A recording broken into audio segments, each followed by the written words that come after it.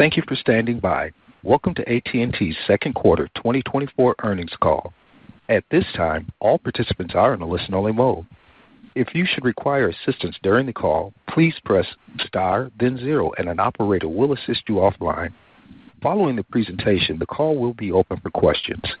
If you would like to ask a question, please press 1 and then 0, and you will be placed in the question queue. If you are in the question queue and would like to withdraw your question, you can do so by pressing 1 and then 0.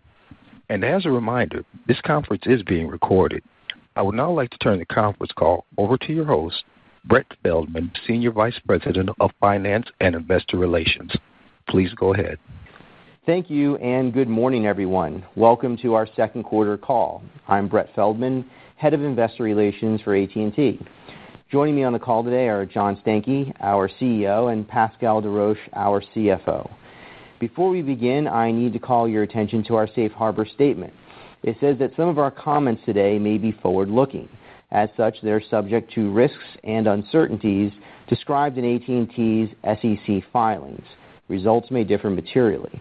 Additional information, as well as our earnings materials, are available on the Investor Relations website. With that, I'll turn the call over to John Stankey. John? Thank you, Brett. I appreciate you joining the call. Hard to believe we are already halfway through the year, but we are. And our team delivered solid second quarter results as we continue to grow the right way by efficiently adding high-value wireless and broadband subscribers. Our strong start to the year is built on the foundation of what our team has accomplished over the past 4 years. As a result of this hard work, we're now repositioned around our connectivity strengths. This puts us on a clear path to becoming the leading provider of converged 5G and fiber services. Since Pascal will go through the quarter in detail, I'd like to spend some time highlighting how our team's execution of our investment-led strategy is driving consistent results. In mobility, we delivered 419,000 postpaid phone net adds in the second quarter and 768,000 during the first half of the year. This put us modestly ahead of last year's pace despite ongoing wireless market normalization. And we're not just growing customers. Our mobility EBITDA grew by more than 5% in the second quarter, driven by more than 3% growth in service revenue and 100 basis points of service margin expansion. We're delivering consistent results by keeping the customer the center of everything we do. It's a winning play that we continue to run. The efficient first half growth we achieved in our mobility business positions us well for the back half of the year when we expect higher activity levels driven by the availability of new devices and features, seasonal purchasing activity, and promotional cycles. In consumer wireline, we added broadband subscribers for the fourth consecutive quarter, driven by consistent growth in AT&T Fiber and early success with AT&T Internet Air. Once again, this story is about growing both customers and profitability as our consumer wireline business delivered more than 7% EBITDA growth during the second quarter. This was driven by approximately 18% growth in fiber revenues and improved operating leverage as we transition from legacy networks to advanced broadband infrastructure. While some portions of our business are still being pressured as customers transition off legacy voice and data services, our significant investment in 5G and fiber and consistent execution is driving durable growth across the large majority of our business. I expect this performance to continue, putting us on track to deliver on our full-year financial guidance. The durable trends in 5G and fiber are being driven by more than the solid individual execution within each business. We believe the success of our fiber business is driving growth in mobility and vice versa, as consumers increasingly prefer to purchase mobility and broadband together as a converged service. For example, today, nearly 4 out of every 10 AT&T Fiber households also choose AT&T as their wireless provider. As a result, our share of postpaid phone subscribers within the AT&T fiber footprint is about 500 basis points higher than our national average. In our fiber business, we continue to achieve key penetration milestones faster than we anticipated and considerably faster than the fiber providers that do not operate wireless networks based on publicly available data. A key reason for this strong performance is our ability to sell fiber to our mobile customers. Additionally, we're able to reach new broadband customers through our substantial mobile distribution channels. The key point here is that our proven ability to drive higher share in both mobility and broadband through converged service penetration is the true benefit of owning and operating both 5G and fiber networks at scale.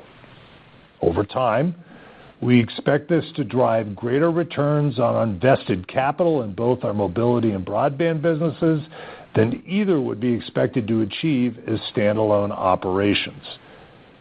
While our convergence strategy began with a focus on our owned fiber footprint, we also see attractive opportunities to expand the availability of AT&T fiber and our converged offers outside of it.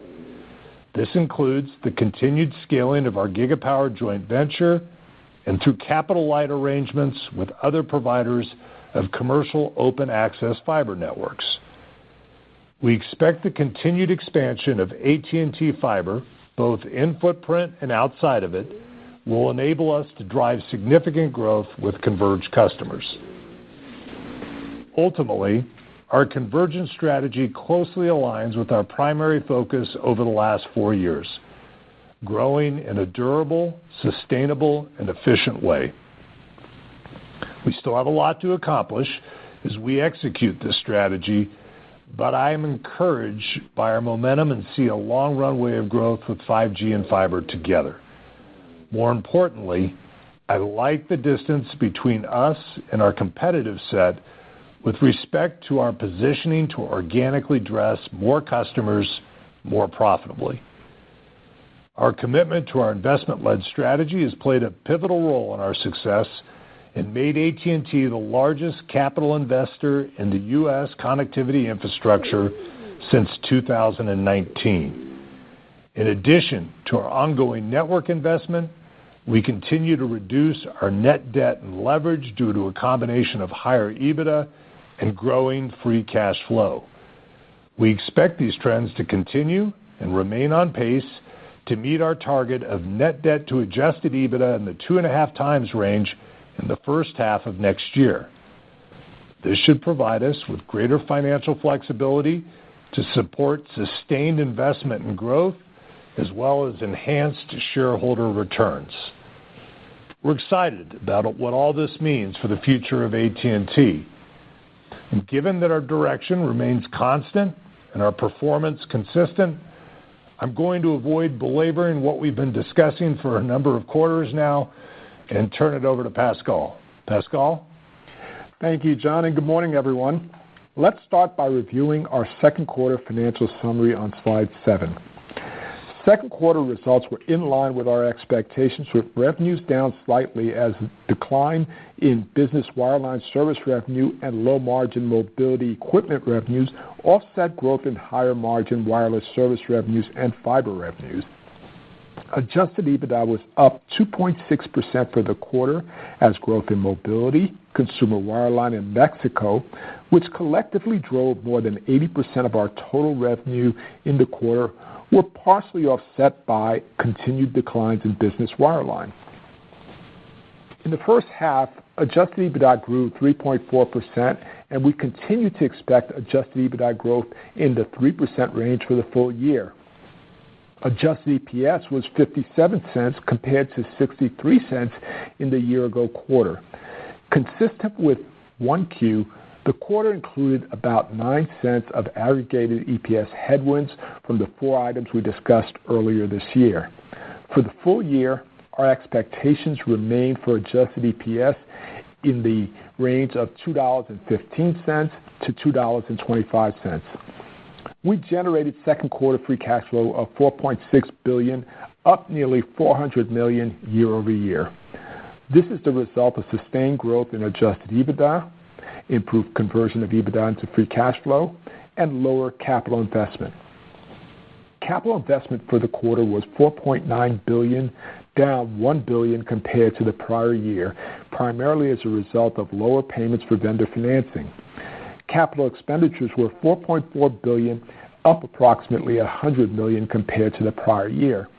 We remain on track for capital investments in the $21 to $22 billion range for the year, with higher spending in the back half of the year as we ramp our wireless network modernization. The quarter also included lower net impact from securitization of $1.5 billion relative to last year's second quarter. Now, let's look at our mobility operating results on slide 8. For the quarter, we delivered 419,000 postpaid phone net adds, up from 326,000 a year ago. This improvement was driven by a 9 basis point decline in churn to 0.70%.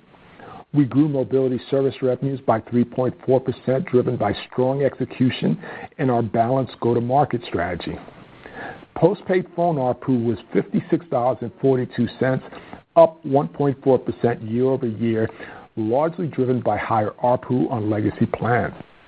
As expected, service revenue growth was partially offset by lower equipment revenues, with a postpaid upgrade rate of 2.9%, which was down slightly from 3.1% last year. For the year, we continue to expect modest postpaid phone ARPU growth and mobility service revenue growth in the 3% range. Mobility EBITDA of $9.2 billion grew 5.3%, or by more than $450 million year over year, as we converted over 85% of our service revenue growth into EBITDA. During the first half of 2024, mobility EBITDA grew 6.1%, and we continue to expect mobility EBITDA growth in the higher end of the mid-single-digit range for the full year. As John noted during his remarks, our mobility outlook anticipates higher activity levels in the back half, consistent with seasonal trends. In particular, we anticipate higher marketing spend in the third quarter compared to last year. We also expect to see greater benefits from our announced pricing actions in 4Q versus 3Q. Based on our strong subscriber and EBITDA growth through the first half of the year, we believe our mobility business is well-positioned to capitalize on a more dynamic wireless market in the back half while achieving our financial targets. Now, let's move to consumer wireline on slide 9. Our growth in consumer wireline was once again led by fiber subscriber growth, which has consistently yielded strong returns. Overall, we added 52,000 total broadband subscribers in the quarter. This is the fourth consecutive quarter of positive broadband net gains, and we expect this trend to continue. Where we have fiber, we win, and we added 239,000 AT&T fiber subscribers in the quarter. Our 2Q AT&T fiber net adds are consistent with the three primary drivers of quarterly net add variability that we've previously shared. These are the pace at which we put new fiber locations into service, which is the largest variable in any given quarter, as new inventory we're able to serve can fluctuate. Second, overall broadband market dynamics, which have remained fairly stable. And finally, typical seasonality. We expect these to remain the primary drivers of quarterly trends in AT&T fiber net adds in the back half of the year. And as a reminder, the third quarter typically has favorable seasonality relative to the second quarter. We now pass nearly 28 million consumer and business locations with fiber, and remain on track to pass 30 million plus fiber locations by the end of 2025. As we've stated before, the better-than-expected returns we're seeing on our fiber investments potentially expands the opportunity to go beyond our initial build targets by roughly 10 to 15 million additional locations. This assumes similar build parameters and a regulatory environment that remains attractive to building infrastructure.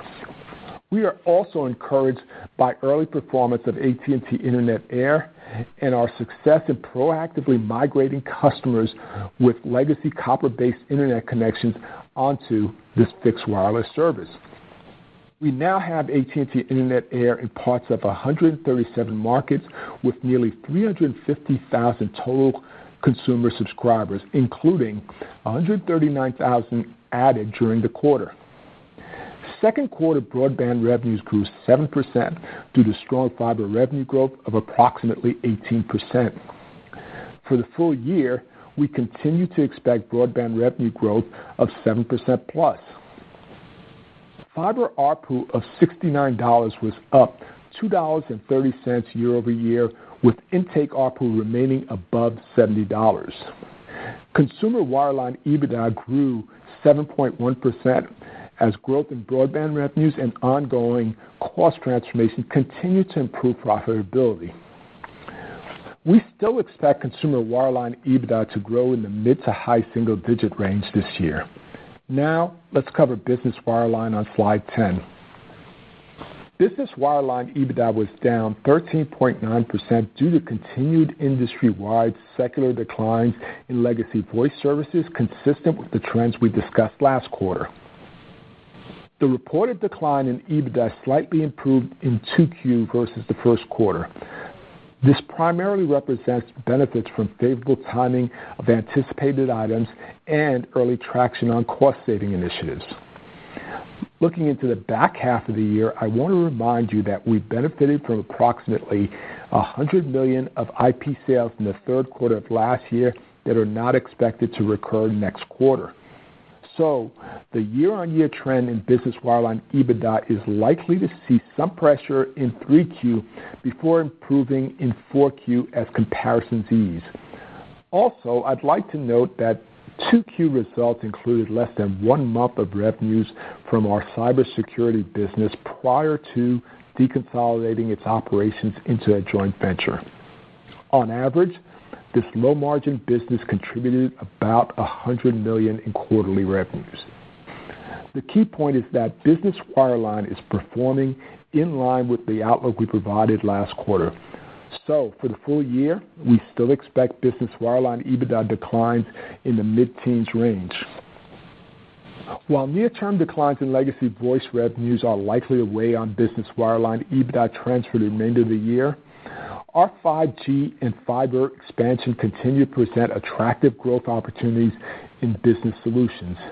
This includes sustained growth in FirstNet, which now has more than 6 million total connections. Similarly, we're excited about the potential we have with emerging growth products like AT&T Internet Air for Business, which we launched nationwide, and Dynamic Defense. Now let's move to slide 11 for an update on our capital allocation strategy. Our approach to capital allocation remains consistent and deliberate. We're successfully balancing efficient growth with long-term investments in delivering converged network services to more customers, paying down debt, and returning value to shareholders. We remain focused on deleveraging and have reduced our net debt by about $2 billion year to date. At the end of June, net debt to adjusted EBITDA was below 2.9 times, and we're making steady progress on achieving our target in the 2.5 times range in the first half of 2025. We continue to address near-term maturities with cash on hand, and this quarter we repaid $2.2 billion of long-term debt maturities. Looking forward, our debt maturities are very manageable, and we are in a great position with more than 95% of our long-term debt fixed with a weighted average rate of 4.2%. In addition to paying down debt, we reduced direct supplier and vendor financing obligations by about $700 million versus the first quarter. Additionally, the second quarter net impact from securitization facilities was a $700 million use of cash. These efforts highlight the improving quality of free cash flow we're delivering. We expect to continue reducing our aggregate net balance of direct supplier and vendor financing on a year-over-year basis, which should lower our interest expense and continue to improve cash flow ratability over time. DirecTV distributions in the quarter were about $740 million, and we continue to expect DirecTV cash distributions to decline at a similar rate to 2023 or by about 20% annually. We generated $4.6 billion of free cash flow in the quarter and $7.7 billion in the first half of the year. Free cash flow is up $2.5 billion compared to the first half of last year, which is consistent with our goal of driving more ratable free cash flow. Looking into the second half of the year, we expect cash taxes to be $1 billion higher compared to the second half of last year. We also expect to incur a one-time payment of $480 million in the third quarter related to our wireless network transformation. Overall, we're on pace to deliver on our full-year free cash flow guidance in the $17 to $18 billion range.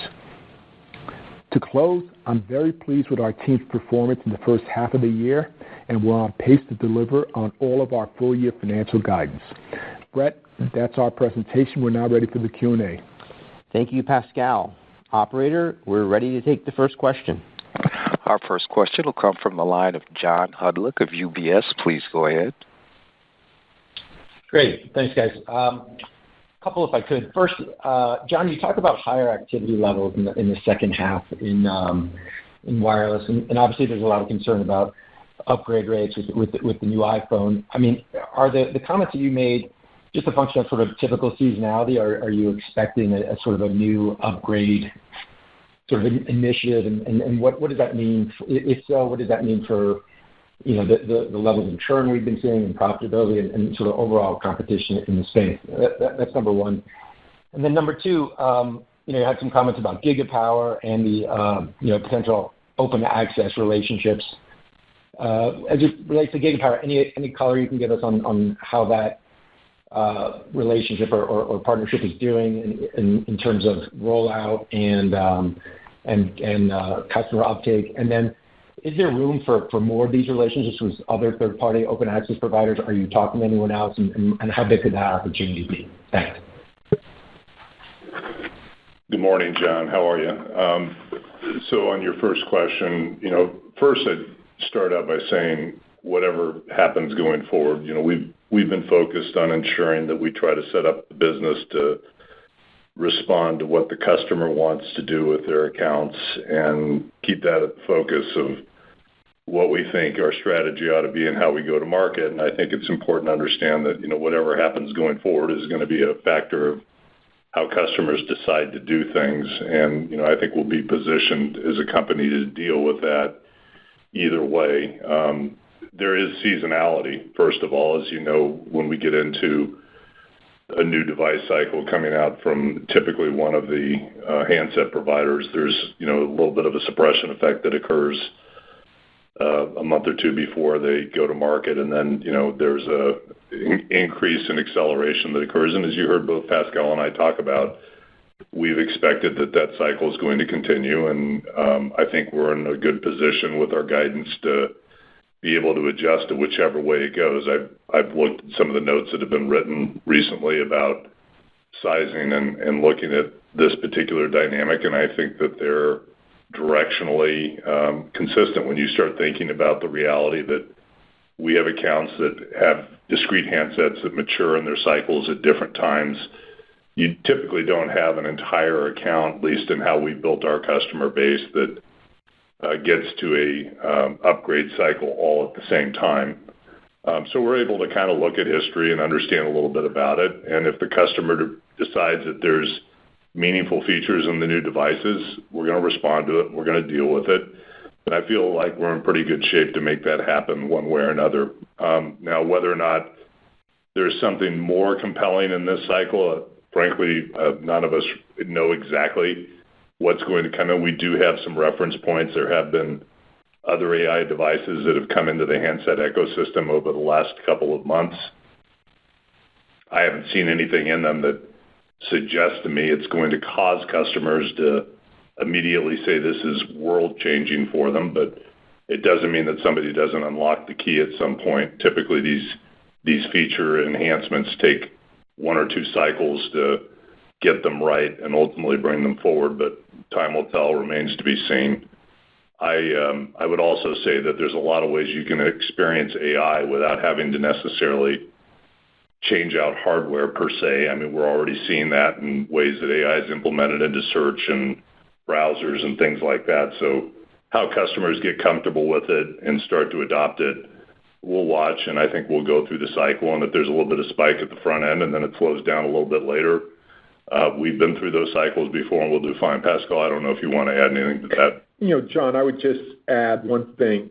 When you look at our performance for the overall company as well as mobility, we are running ahead halfway through the year of the full year guidance that we gave. And so whatever the environment is, I feel like we are incredibly well positioned for it.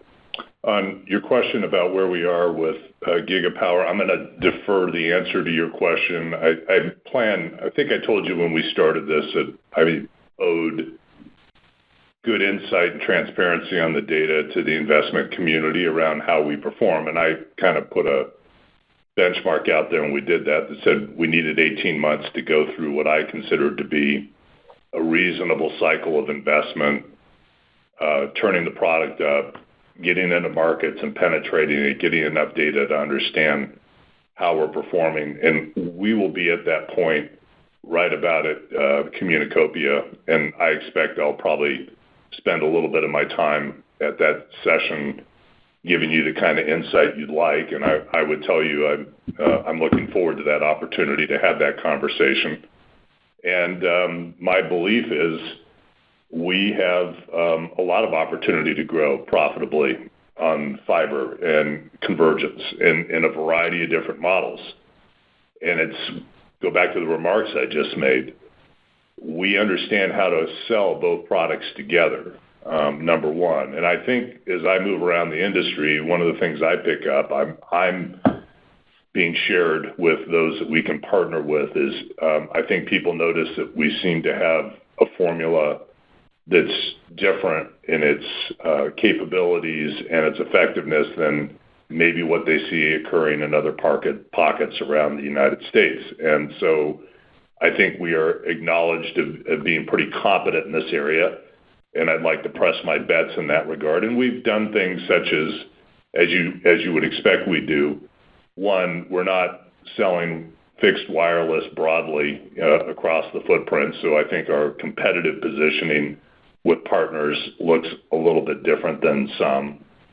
Two, because we did Gigapower, we built a back office for Gigapower that already has a wholesale relationship structure that works with AT&T and the Gigapower entity, where we make that available to others. And if somebody wants to use that infrastructure and use it as a means to jointly market our products and services where our wireless can help their fixed assets, we view that as being a very helpful dynamic of somebody who's trying to get scale.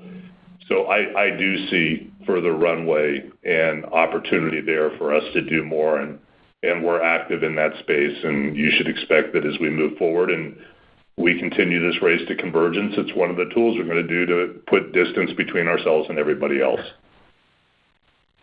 Makes sense. All right, operator, we'll take the next question, please. Our next question comes from Simon Flannery of Morgan Stanley. Please go ahead. Thank you. Good morning. I think we managed to get this far without mentioning ACP. I wonder if you could just give us an update on what you've seen so far, what you expect in the third quarter. And then coming back to the comment about in-region fiber, you've talked a few times about the 10 to 15. I think you're almost at 28 million locations, pretty near that 30 million. So help us understand where you are on that evaluation process and what should we expect in terms of you giving us a new kind of map for the next 3 years or whatever, and how that flows through to CapEx, et cetera. Thanks. Good morning, Simon. On ACP, I think we indicated to you probably last quarter, maybe even the quarter before. The start of the year. Yeah, that we would be effective at working through this. We didn't see it as being material or significant, and I characterized it. We saw no reason we continue to be able to deliver on our commitments back to you, and that is in fact happening and will happen. We are most of the way through the ACP effect. Has there been an effect? Sure, a little bit. It's not the sole reason we're a little bit down on fixed broadband this quarter. There's other reasons. Moves are continuing to be a bit suppressed, is one of them. Seasonally, second quarter tends to be down a bit.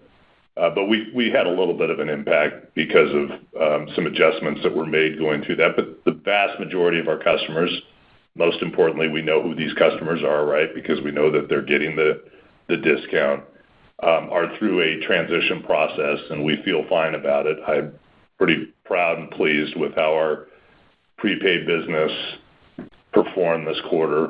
It had some impacts from ACP associated with it, but I think if you look at where we were with churn and where we were with gross adds and net adds in that space, I think we came through it and demonstrated that we had good quality customers who still need to use the service one way or the other, and we've accommodated them. So we still got a couple people hanging out there on some what I will call transitional promotions.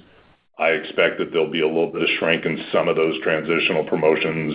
They're all following our expectations as we calculated what we thought the impacts were going to be. They're all consistent with the guidance that we have been giving you.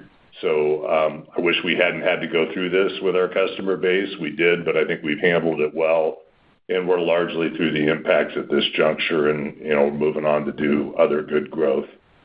In terms of where we are, we've been very clear that we'll give you kind of an update on our capital allocation strategy as we approach this 2.5 times adjusted net debt to EBITDA ratio in the first half of next year. I would expect that as we go through our normal cycle toward the end of the year here, as we start to give guidance for next year, you'll get what you need in terms of moving forward. And I don't think there's going to be any shocks in this. Our priorities remain the same. We want to make sure we can continue to grow the business.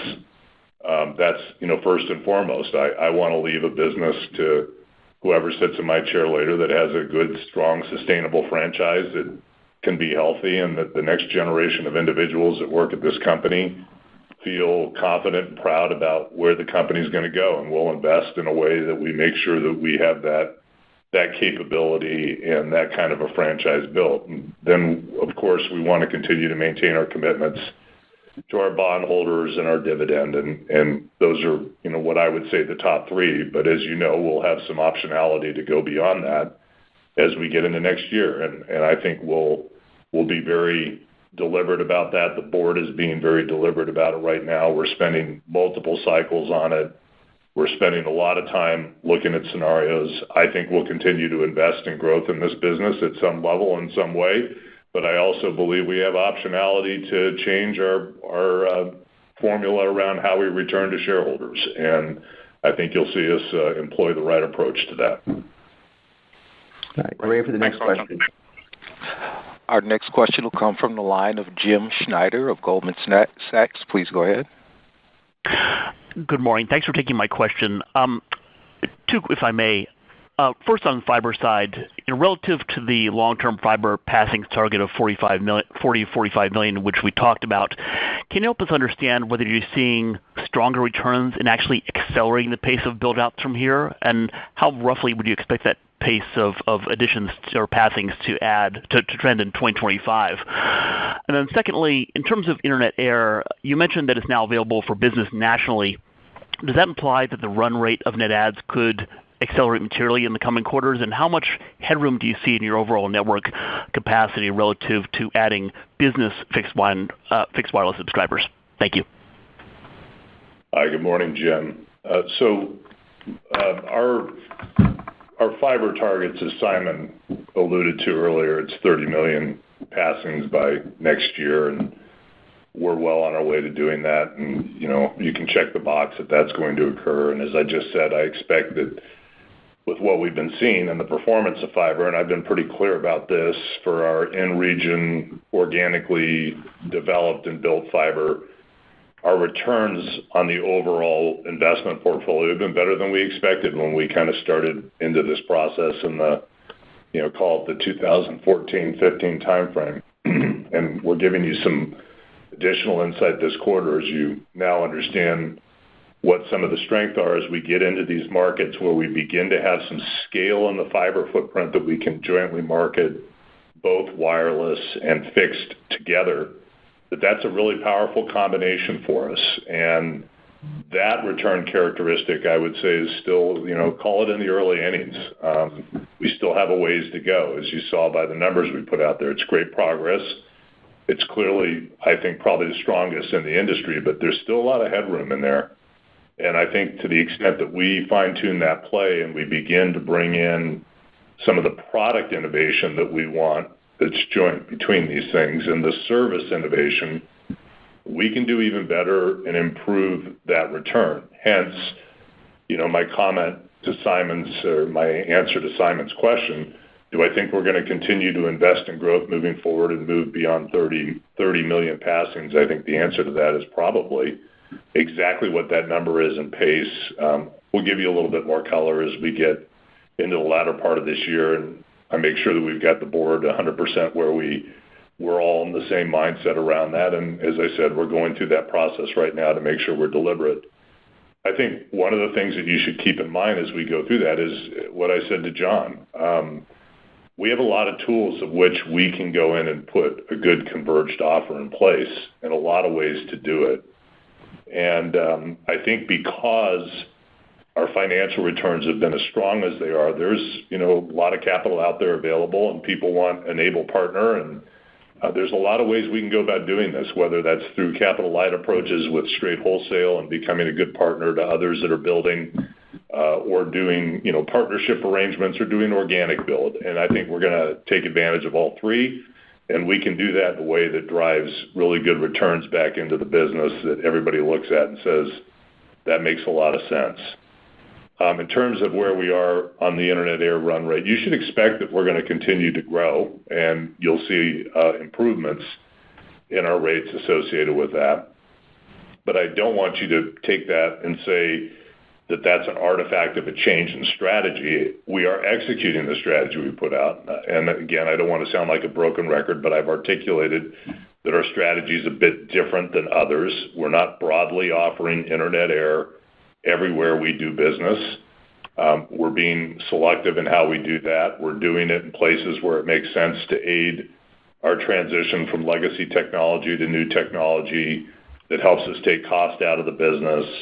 We're doing it in places where we have a very fallow capacity that we can be confident will be long-lived in nature and not something that we end up having to incrementally invest in 2 years out after we sell into the market. We're doing it, as I said last quarter, any place the right business customer wants to buy it, we'll sell it. And that means whether we've got capacity or not, the business product is a different product. The business product has different usage characteristics. The business product has different ARPU characteristics, and the business product has different characteristics around how you can bundle and serve multiple products together. And so I feel very comfortable in a nationwide offer on business that when we pick up the right customer there and how we employ that capability, either for primary or backup, that we can profitably add it to other portfolios into our service offerings and reinvest in it in a way that makes sense for the business. So you'll continue to see us scale further in the business market. We're still getting the distribution tuned and honed in that space, and I would expect you to see improvement in our numbers in the business segment as we move forward in the coming quarters. Thank you. Are you ready for the next question, operator? Our next question will come from the line of David Barden of Bank of America. Please go ahead. Hey, guys. Thanks so much for taking the questions. John, I wanted to maybe go back to something you just said, which was that there's a race to convergence in the market. And I think that not everyone agrees that that's a true statement, that maybe it's more of a race for AT&T to exploit the opportunity it has in its footprint to converge as much as possible. You mentioned that you've got a 500 basis point market share advantage in the areas where you've deployed fiber. Could you kind of share more data that would support your argument that that there should be a race to convergence, that AT&T is in a unique position to take advantage of these economics beyond simply market share? And then, if I could, the second question would be, there's been a series of events over the course of the year, network outages, data breaches, disclosures about previous data breaches. Is there anything that we need to know about how that's impacting either your go-to-market or the possibility of future financials? Thank you. Hi, good morning, Dave. So, look, you will get more and more as we move forward over time. I think I gave you just a lot of insight with what we shared today, and I'm not necessarily going to tick off other things that we look at, but you should conclude a couple things. One, our combined customers are happier customers. They have lower churn, and they have longer lifetime values. Why a race to convergence? Because that's a good way to make money, and it's a good way to keep customers in the fold. And I don't know. I hope not everybody believes that's the right strategy. I think it is. We're going to continue to push the pedal on it because we're uniquely positioned to do it well. And that's what I think is the exciting thing about this company. We have an opportunity for great organic growth and organic investment that allows us to control our own destiny. And when part of that is, constructed around a share take dynamic, we don't necessarily have to tie ourselves to the overall growth of the market and whether or not there's, growth in fixed broadband connections we can play into. We just want somebody else's connection. And I think we're demonstrating that we can do that effectively. So maybe that's why it's more important to me than somebody else who's already a dominant player in the space and wants to, think about it in a different lens. And when I say race, I mean, this race is going to take place over years. It's not going to take place in a quarter or a year or 2 years. It's a reordering of assets. And I think if it's done right, it's going to be really, really effective.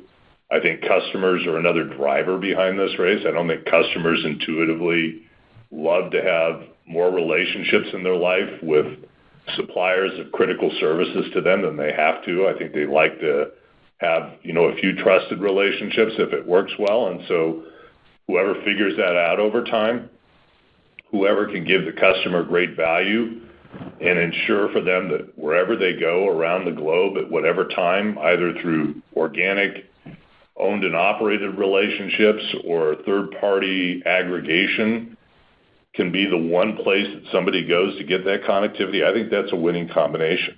And I believe the person that does that the best will ultimately return the best in this industry and gain scale the best. So that's my rationale behind it and where we're going. And I think that's our true north of how we think about orienting this company, how we're thinking about product development, how we're thinking about how we want to structure pricing plans. We're just keeping that in the back of our mind over the next decade because I think that's where the management team needs to go and what needs to happen. And I understand this will be a race that we fight, year after year after year. It's not quarter after quarter after quarter. Look, going to your second question, there's nobody more disappointed that we have to actually address your question and work through these issues than I am. And I know that all of my coworkers here share that same disappointment that we've had some instances where we've let down customers. Now, having said that, I think we've done the right things in responding to it. We care about our reliability. We care about how well we run this business from a privacy and a data security perspective. I think we know how to do those things. We are operating in an incredibly dynamic environment on two fronts. One, we're changing a lot in our business, which is necessary, and I'm proud of the changes we've been making, and I'm proud of the progress we're making, but it comes with a lot of moving parts.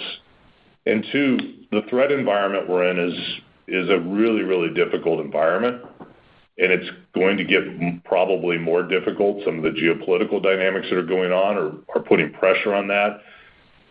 Good companies, just like ours, are all having to learn some new things and are seeing new threats and new environments that they have to adjust to. And unfortunately, because we have a big, large customer base, I think there's a little bit more focus put on the kind of missteps or issues and learnings that we might go through versus some others from time to time. But everybody's dealing with this problem. What I'm proud of is how we've dealt with it.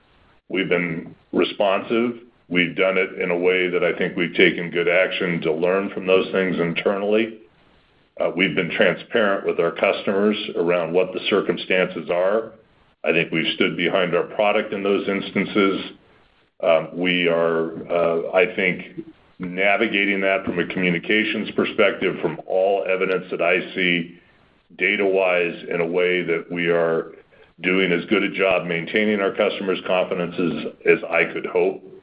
And I'm not dismissing the issue in any way, shape, or form. I view it as very, very important. It's clearly something I don't ever wish to go through, but we've handled it about as well as we can going through it. And as I've indicated to you, and as Pascal indicated to you, we feel confident in our financial guidance going forward. We feel confident in our public statements and filings that we've made on these subjects, where we describe the fact that these are not material to the performance of the business. And that's where we stand today, and we're going to continue to strive every day to do better and not have this conversation again. Thanks, John. All right, we're ready for our next question. Our next question comes from the line of Sebastiano Petti of J.P. Morgan. Please go ahead. Hi, thanks for taking the question. Pascal, I just want to see if we could follow up perhaps on the, I believe it was $480 million one-timer in the back half of the year that you anticipate from the wireless transformation. Maybe a little bit of color on what that is. And perhaps, was this fully contemplated within guidance at the beginning of the year? And then an additional question for John, just try to help us think about, given where we are from an FCC perspective with a lack of spectrum authority, maybe lack of a pipeline as well on the spectrum side, how are you and the team perhaps thinking about, spend and augmentation of the wireless network, or how you're planning around that, just kind of given those two dynamics? Thank you. Hey, Sebastiano. In terms of the payment we expect to make, as we've said, we reported late last year that we were entering into a new agreement, and that as part of that we'd be phasing out the use of one of our vendors, and we expected some level of termination payment associated with that, and whether or not that was contemplated in our guidance, I'm not going to get into. But we are very comfortable sitting here today that we are going to be able to pay that and still deliver on our full-year commitments. Hi, Sebastiano. So to answer your question, first of all, I think it's important to frame that it starts with a point of view that we view capacity as being a fixed resource that it has to be managed very, very carefully. And so made some comments earlier about our point of view around fixed wireless and how we deploy that spectrum and where we deploy that capacity. I mean, it ties into a point of view of how do we invest in the network moving forward and how do we monetize that scarce resource as effectively as we can. And that's part of our planning. And look, the good news is we put a lot of capacity out there over the course of the last couple of years, and we have a little bit more to go, but we're using that wisely. We're being very deliberate around how we deploy it. We want to make sure we give ourselves the longest runway to return as we can, and I think our strategies are directly proportional to that. And I don't think you should disconnect our investment in fiber from the fact that we've got spectrum planning issues to do, and I'll get to maybe that part in just a minute. We think that a good way to pick up high-density traffic in places is to do it over fiber, not to do it over wireless. And so that's a difference in maybe my point of view on, to Dave's question, convergence and how the market develops over time and trying to be deliberate in how we do capital allocation. Now, in the near term, I expect we're going to be using every trick in the book, as we historically do, to ensure that we can deal with the 30% growth. One trick in the book is you continue to advocate for policy change. And I've been pretty vocal. I mean, you go and look in some of the comments I've made. I've gone out of my way to walk into some public forums to say that I do not think spectrum policy in this country is on the right path right now. And that change could come possibly with a change of posture from the existing administration, which may get tweaked and adjusted by a new leader or by an administration change.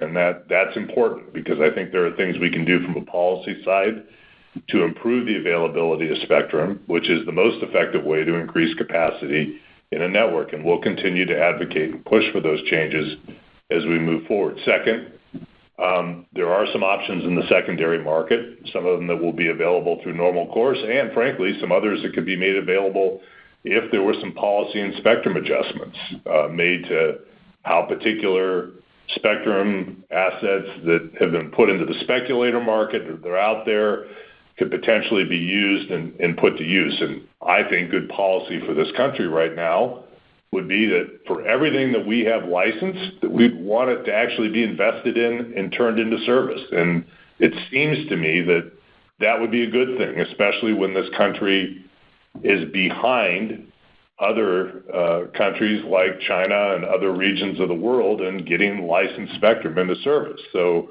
I would suggest that if we look at that, there's some near-term opportunity to use existing licensed spectrum that's out there by just tweaking some rules and doing some things differently to get investment in it and actually get capacity in. Third, we talked about what we're doing around O-RAN. And I think if you go back to my comments, I shared with you that one of the reasons we think that it's so critical that we open these interfaces up and we take this step is to play in the next generation of wireless deployment. It's in more distributed radiation points rather than macro sites, and to get the benefits of openness in the cost curves and the flexibility.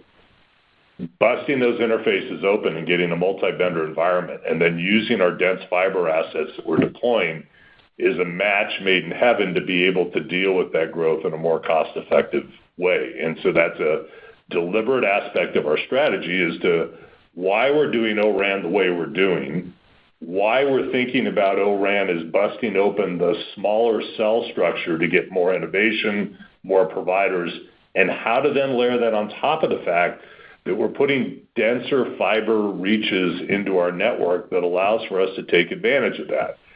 That allows for a more efficient growth of capacity as we move forward. So I would tell you that I think we've got a lot of tools in place to be able to do this, but it starts with market discipline around how you sell the product and service, and I feel like we're in a pretty good shape around our mix of fixed and mobile assets and how we're thinking about that evolution of convergence. All right, I think we're ready for our next question, operator. Our next question comes from the line of Michael Rollins of Citi. Please go ahead. Thanks, and good morning. Two topics, if I could. First, on mobility, just curious if you could further unpack where the strength in the postpaid phone net adds came from during the quarter, and if you're seeing any changes in the competitive landscape with some of the adjustments to the promotional strategies from some of the cable and MNO competitors. And second, on the cost structure, curious if you could share your progress on the multi-year cost-cutting targets and how you're looking at the durability for EBITDA growth on a consolidated basis to potentially outpace the consolidated service revenue performance. Thanks. Hi, Michael. So, look, I would tell you the story really isn't a whole lot different than it's been. We're intercepting customers and channels where we think we can make a difference and where we can add them profitably. You can look at the macro numbers and you'll notice one of the things that's occurring is we're growing a little bit faster in the business segment on wireless than we are in the consumer segment. And part of why we grow better in business is because we're doing better in some of the government, public safety, first responder structures. And that's a help of what's occurring there. And as we get with our large enterprise relationships, do the right thing in that space, that can help us grow a little bit quicker. But our intercept channels around how we've been picking up customers in the consumer space they've been strong. They've gotten a little bit stronger. We've been able to demonstrate that we can work with them on a quarter-to-quarter basis and do some things to tweak how we're going to market and make them more successful. And I think you're going to see that if you went and dissected that, we got a little bit from a lot of different places. We didn't just get it from one.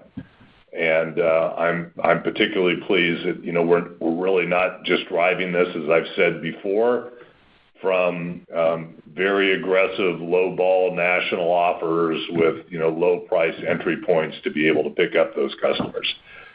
When you look at our growth of converged services, you should conclude that we're getting incrementally better quarter over quarter around marketing to our consolidated basis of either wireless no broadband or broadband no wireless. So as all those things come together, that's why we did a bit better, and we'll continue to take that where we can as long as we can take it profitably. Where we are on kind of costs, look, I just point to the fact that we're continuing to get margin accretion in our business, and you're seeing it, and you're getting margin accretion that outstrips the service revenue growth because we're managing the cost structure more effectively. And I don't go to sleep at night worrying about not having more opportunities to run the business more effectively. I think we have opportunities as we reposition this business to be a 5G and fiber provider.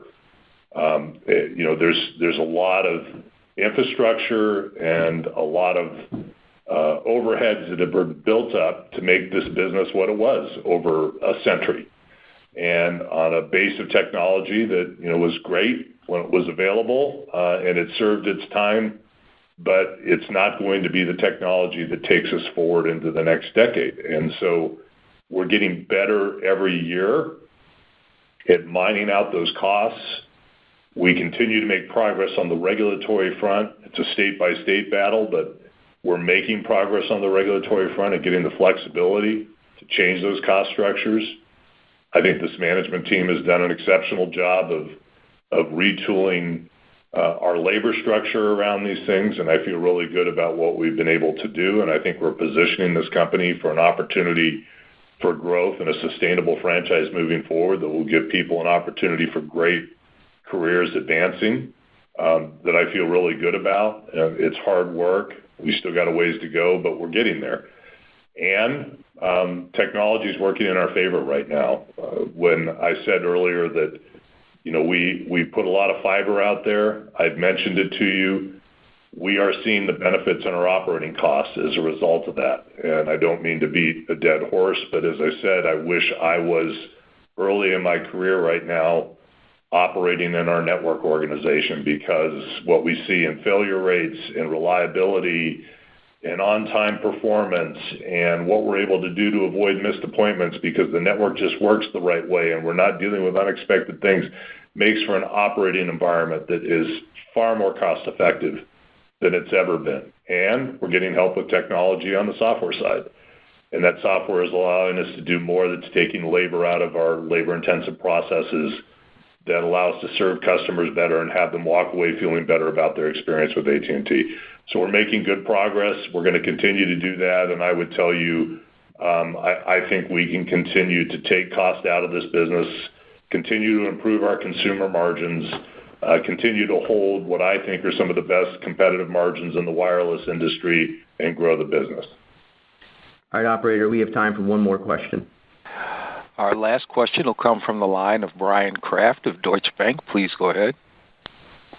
Oh, thanks. Good morning. I have a question just on the industry. Investors are growing concerned over the potential for a volume slowdown in the wireless industry, and also that perhaps the industry has taken as much pricing power as it can for a while, leaving minimal room for further pricing actions.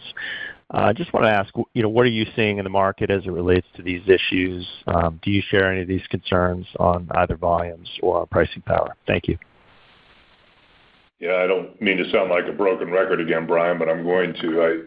I think we've been talking about the fact that we saw volumes moderating in the market for a period of time, and I think what we're seeing this year, even though we're a little bit ahead of first half of last year, I still expect we're going to see a little bit moderating volumes in aggregate in the industry, and That's been all part and parcel to our guidance and our expectations moving forward with you.